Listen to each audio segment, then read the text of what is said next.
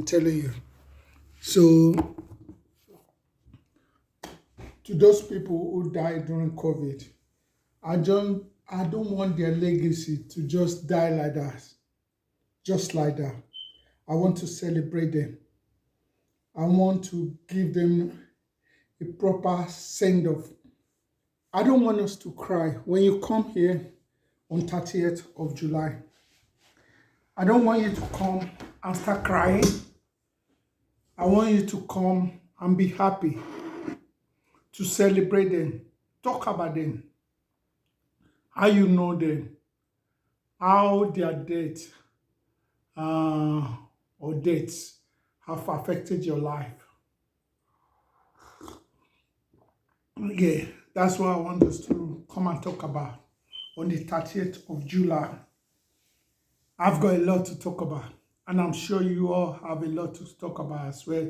Remember, during the COVID, I also had a bad COVID, to be honest. I nearly died. It was my children and their mom that saved my life. I can say because I know it's true. They saved my life. When I was during the COVID, when I was in the hospital, you know, I spent 2 months in the hospital sick. Like I was doing number one and number two on the bed. I could not move, I could not walk, I could not even speak properly. You understand? But when you have your loved ones, you know, there's something about loved ones, like your family. No matter what your condition is, no matter what's going on in your life, they will always understand you, the way you communicate. You can actually communicate with them, even though you cannot speak properly. They will know you, they will know how to communicate or to what's the right word to use to interact with you and interpret what you are trying to say. I give you an example. I have a member of my family who had stroke. I still talk to him, and when I talk to him, I can understand him because I think it's because you know them. You understand, you know them, you know how they used to talk normally before they had whatever they're going through or whatever they're having. So that's what happened. When I was in the hospital, I could not communicate. See, let me give you a good example of the way I was communicating. Like, for example, if I want to say, I want to sleep, to be honest, I don't even know I knew how to say it at that time. I don't think so. Probably I just go like that, sign language. So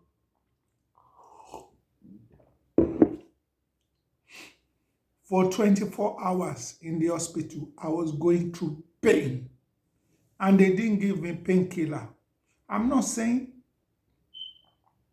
I'm not saying this to tarnish NHS image because they actually saved my life as a matter of fact. And I have one of my daughters too also work for NHS. So I'm not spoiling their image, but I'm just saying what happened or what I went through.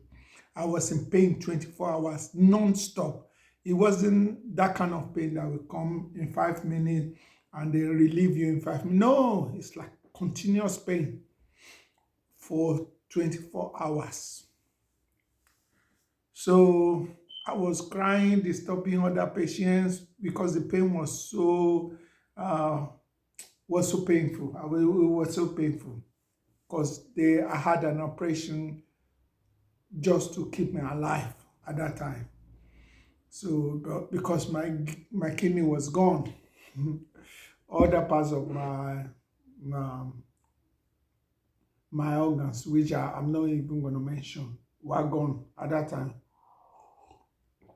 I could not talk, I could not speak, I could not get up to do number one, I could not get up to do number two, I could not do anything. I was helpless. Then it got to a point because I was trying to communicate to the nurses and the doctors and the consultants. They didn't take me serious.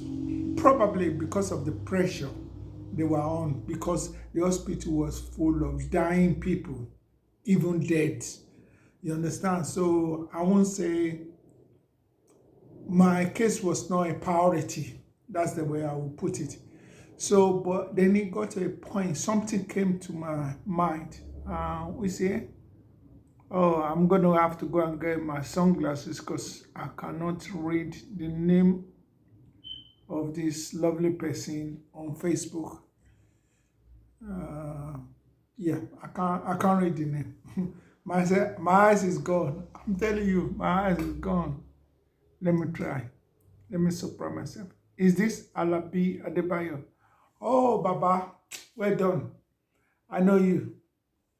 Respect, Baba. Respect. Happy Sunday to you as a family. I hope you had a good Father's Day. I had a good one too. Children, they are nice. Anyway, as I was saying, then during this period of pain, I realized that I was dying. I realized I was going to die. To be honest, when I had COVID, I had it at work. I've given up hope. I thought I was going to die. That's why people say that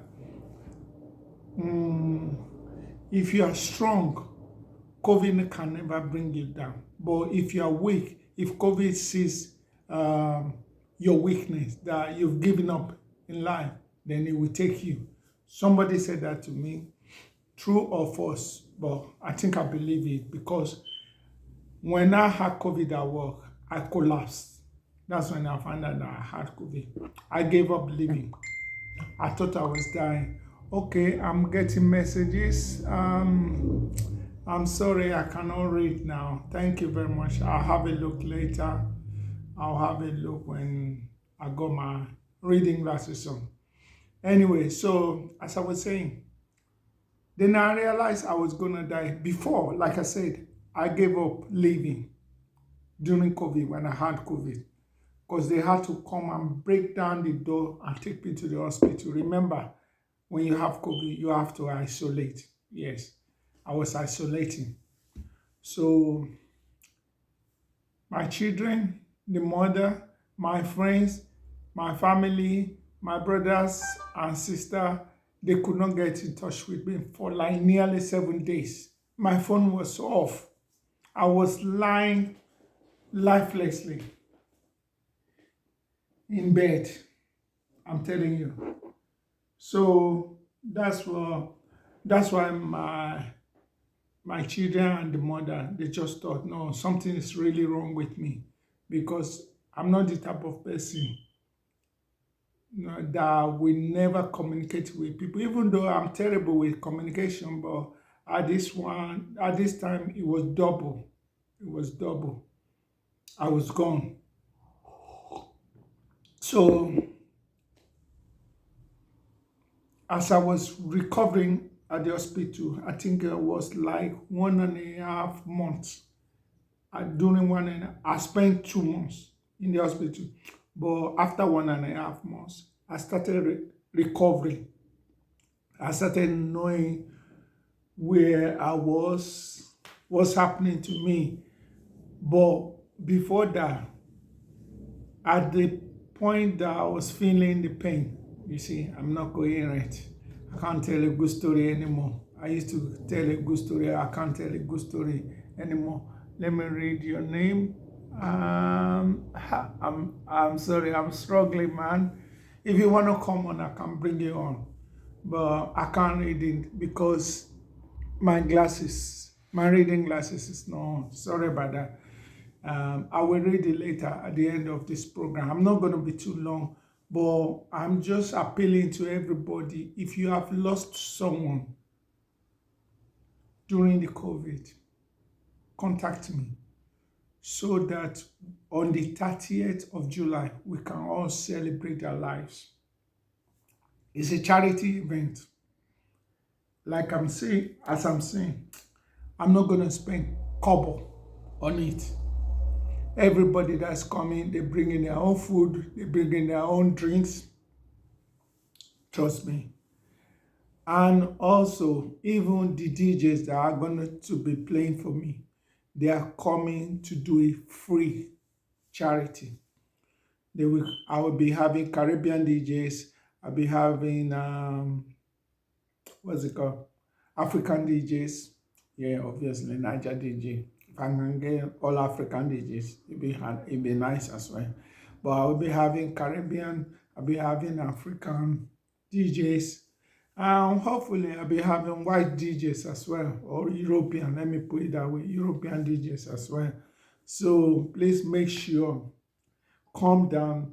I even calm down for the purpose to tell a story of somebody you lost during the pandemic.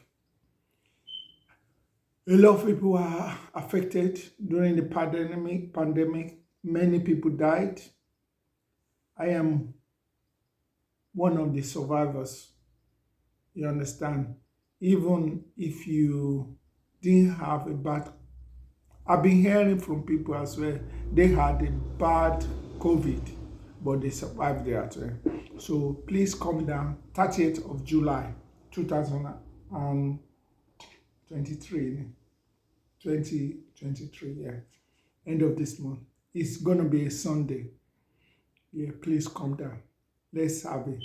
Let's celebrate the lives of those people that were lost. Don't let their death just go like that in vain. Can you imagine if I died during COVID? If I had died, I don't want people to forget about me just like that. Whether you want to remember me for good things I've done, or whether you want to remember me for the bad things I've done, things are things. Whatever we do, you cannot please anybody in this world. Even if you are the best man, you will have one or two enemies. I'm telling you. And it might not be your fault. It's just the person did not or could not jelly with your character. It takes a lot. We are from different backgrounds. It takes a lot for somebody to like people. You understand? You could be the best guy, best presenter. Let me share this. Michael Jackson is dead, isn't it? Okay. It's not everyone that will like Michael Jackson. No. You can have more people who like him than those who do not like him. I like Michael Jackson, but I do not like his bleaching character. Even though he claimed that he was a disease that changed his color. Whether you believe him or not, that's up to you. Some people, you can say this and they hate you for saying it because Michael Jackson is their what? Idol. There you go. Somebody that somebody is admiring is an enemy to other people. That is life. But you just do what you have to do. You understand? If you are alive, people like you or people hate you. At the end of the day, people will still talk about you in a good way or in a bad way. In my view, right or wrong, it's still a legacy. Legacy. It's something you did when you are alive, what you leave behind. There are some people that will die and people can never talk about them at all. They can never say bad thing or they can never say good thing about them. You understand? That means your death is in vain. If you cannot make a mark in this world, let people talk about you, whether in a good way or in a bad way. It's up to them. You can never please anybody. So I want us to actually come here on the 30th. You must register because I'm going to try as much as I can to control the crowd because it's going to be in the garden. And remember, we have neighbors around. And where my studio is located is a very, very conservative area. Is that the right word? Well, we have a lot of rich people around here. Even my house here, where I'm talking from, is half a million. You understand? So the people around here, the nice people, but obviously you have to respect them for who they are. Even they might not be the type of people that will complain a lot, but still, you still have to respect. It's the law. So I don't want here to be overcrowded. I'm talking about the garden. People are not going to be coming to the main house. It's all going to be done in the garden. I don't want anybody in the building, just in the garden. And the program will start from 3 p.m. and ends 8 p.m. I think 8 p.m. is a good time to end the whole program. Okay? Thank you very, very much. And happy Sunday. Thank you for listening to me. My tea is cold now, so I gotta go. Thank you, and I look forward to seeing you on the 30th of July. Come and pick up somebody who's no longer alive. Don't let their death just disappear out of the world. Okay, let us mark their lives. Okay, thank you very much. I haven't got nothing to say more than that. Thank you very much for listening to me. Thanks for watching me. God bless you all. Have a nice Sunday. Whether you're Muslim, God bless you. You see the cameras.